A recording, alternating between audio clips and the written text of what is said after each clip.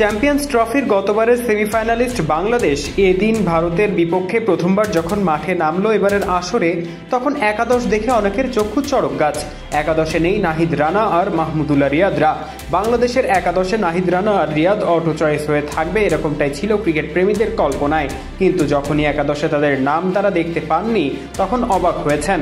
আর এই অবাক হওয়ার অনুভূতি সহসাই রূপ নিয়েছে বিরক্তি, ক্ষোভ আর হতাশায়, যখন পাওয়ার প্লের মধ্যেই বাংলাদেশ 5 উইকেট হারিয়ে ব্যাটিং ধসের শঙ্কায় ছিল। সবাই ভাবছিলেন মাহমুদুল্লাহ থাকলে আশার আলো জ্বলতো আরও কিছুক্ষণ।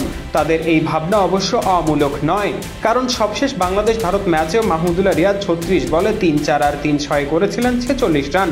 বাংলাদেশ ভারত সিরিজে দ্বিতীয় ম্যাচে বাংলাদেশ 19তম ওভারে মাত্র 69 রানেই হারিয়েছিল 6 উইকেট। সেখান থেকে মাহমুদুল্লাহ রিয়াদের নৈপুণ্যে বাংলাদেশ ম্যাচ শেষ করেছিল 271 রানে। রিয়াদ করেছিলেন 96 বলে 77। বাংলাদেশ ওই ম্যাচটা জিতেও নিয়েছিল 5 রানে।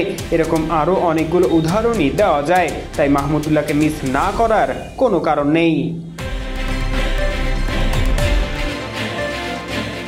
তাই স্বাভাবিকভাবেই সবাই উৎসুক কী কারণে একাদশের বাইরে মাহমুদুল্লাহ রিয়াদ আর নাহিদ রানা। নাহিদ রানা নজরে এসেছেন তার অতি মানবীয় গতি দিয়ে। বিশেষ করে ম্যাচের আগের দিন বাংলাদেশ কাপ্তান নাজমুল হোসেন শান্তর ম্যাচ পূর্ব সংবাদ সম্মেলনের প্রায় পুরোটাই ছিল নাহিদ রানাকে নিয়ে। ভারতীয় সংবাদ মাধ্যমের বেশিরভাগ প্রশ্নই ছিল বাংলাদেশ দলের এই পেসারকে কেন্দ্র করে। অথচ আজ একাদশে নেই সেই রানাই। বাংলাদেশ 4 পেসার নিয়ে খেলতে পারত কিনা সেটাই এখন চর্চার বিষয়। আর সেখানে নাহিদ রানার না থাকা নিয়ে তাই জল্পনা কল্পনা একটু বাড়তি।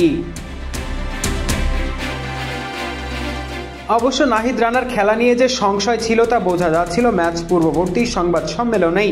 একাধিক প্রশ্নের জবাবে নাহিদ রানার ব্যাপারে শান্ত বলেছিলেন, কাল যদি ও খেলে তার মানে না খেলার একটা সম্ভাবনা আগে থেকেই ছিল। জাতীয় গণমাধ্যম প্রথম আলোর প্রতিবেদনে বাংলাদেশ জাতীয় দলের ম্যানেজার রাবিদ ইমামের বরাত দিয়ে বলা হয়েছে, টিম কম্বিনেশনের কারণেই দলে নেই নাহিদ রানা।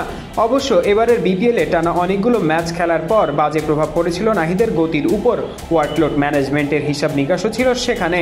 তাই চ্যাম্পিয়ন্স ট্রফিতে এর প্রভাব পড়বে কিনা তা নিয়েও ছিল শঙ্কা। অবশেষে হলো তাই। প্রথম ম্যাচের একাদশ থেকে ছিটকে যেতে হলো নাহিদ রানাকে। তবে টিম ম্যানেজমেন্ট অবশ্য টিম কম্বিনেশনের কথাই জানিয়েছে।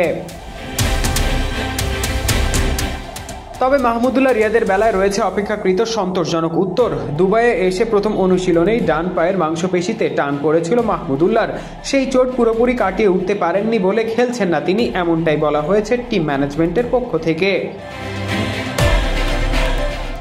তবে বাংলাদেশ ভারতের বিপক্ষে 4 পেসার নিয়ে খেলতে পারত কি না, আর সেক্ষেত্রে একাদশে নাহিদ রানা থাকতে পারতেন কি না, তা নিয়ে বড়সড় একটা প্রশ্নবোধক চিহ্ন তোলাই যায়।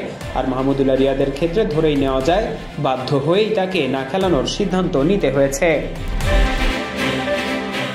পারভেজ ইমাম, অন ফিল্ড।